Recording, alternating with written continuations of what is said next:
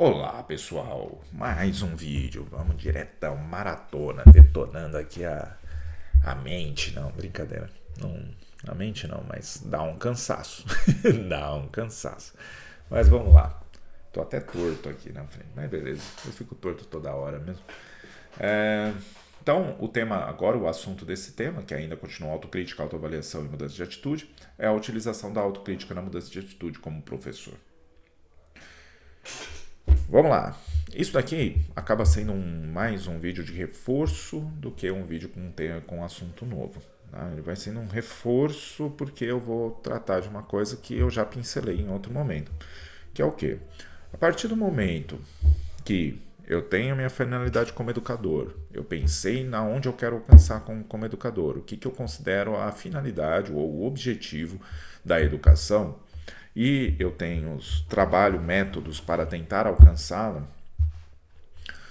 eu começo a observar, portanto, o que eu preciso abandonar, o que eu preciso diminuir, o que eu preciso melhorar e o que eu preciso cultivar. Não melhorar é cultivar, desculpa. Melhorar e o que eu preciso começar a fazer. Então, beleza. Percebi isso. Estou começando lá. Pá, pá, pá, pá. Aí eu vejo que, opa, não está funcionando, né? Porque eu tenho que pensar também nesse ideal de finalidade e tudo mais como algo gradual, que não vai acontecer de uma hora para outra. Por isso que eu preciso pensar sempre a curto, médio e longo prazo. O que eu espero a curto prazo? O que eu espero a médio prazo? O que eu espero a longo prazo?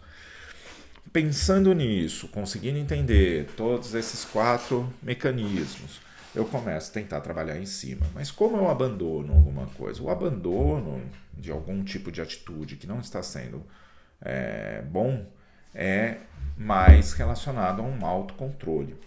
Tá? Por quê? Porque é um frear mesmo. Você se controla para não fazer. Ok? Então, isso é um dos aspectos que eu trabalho. Tem coisas que eu percebo que naquele momento eu não consigo trabalhar com os alunos de maneira educativa e eu vou acabar excedendo e acabar sendo desrespeitoso quando não precisa. Nesses casos, o autocontrole vem. Eu paro, simplesmente paro e abandono. Abandono, né? Nesse caso, não, desculpa, esse eu confundi. Na verdade, eu não abandono ainda. Eu paro para depois ir trabalhando e diminuindo. Ou eu paro e abandono. O que é o paro e abandono? O paro e abandono é quando você consegue. Não vou mais fazer isso e não faço mesmo. Não vou mais tomar café com açúcar. E começo a tomar só café sem açúcar. Não vou mais comer carne. E só parei de comer carne. Não vou mais tratar os outros de forma desrespeitosa. Não. E quando isso vai acontecer, eu travo autocontrole. Tá? Por isso que o autocontrole está envolvido. Eu acabei dando um exemplo que talvez não ficou muito claro. Então, só para corrigir meu exemplo. O parar, ele exige autocontrole, porque você decide parar uma coisa e você tem que se autocontrolar para não fazer aquela coisa. Ponto. O diminuir, até que ele cesse, já vai para um outro lado, que é um lado, quando nós percebemos que é uma atitude que ela causa menos problema, só que nós precisamos ir largando ela. Daí nós, aos poucos, nós vamos diminuindo, fazer aquela atitude, e até que chega uma hora que se abandona. Parou também.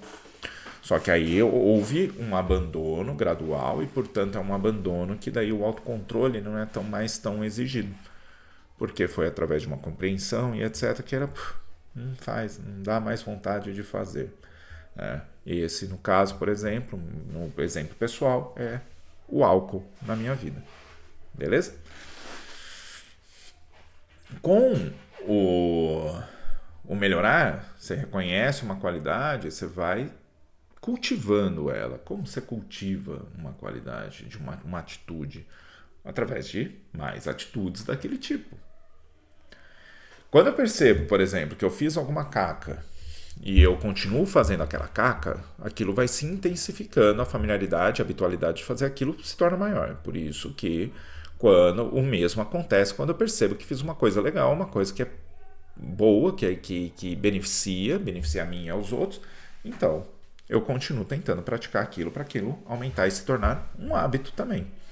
E o último é mais simples também, né? É eu perceber que eu não estou fazendo uma determinada coisa e começo a fazer. Ponto. Tá, mas isso na mudança de atitude do professor é a mesma coisa.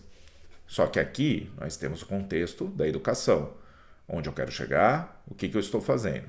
Opa, disso aqui que eu estou fazendo. Embasado no quê? Qual é o ponto? Vamos lá. Tentar dar um exemplo do Paulo Freire, por exemplo. Ele é progressista, então ele tem um ideal de educação progressista e os métodos dele para alcançar esse ideal, né? Para alcançar ou se aproximar desse ideal. Então aqui é a mesma coisa. Nós temos que ter claro aonde queremos chegar e como fazer. Quando nós percebemos que algo que nós estamos fazendo não condiz com aquilo que é o nosso ideal, nós utilizamos os dois métodos. Se é algo que distancia daquilo do nosso ideal, nós paramos. Se é algo que não distancia, mas demora, faz a pessoa distanciar aos poucos, daí nós podemos ir diminuindo até parar.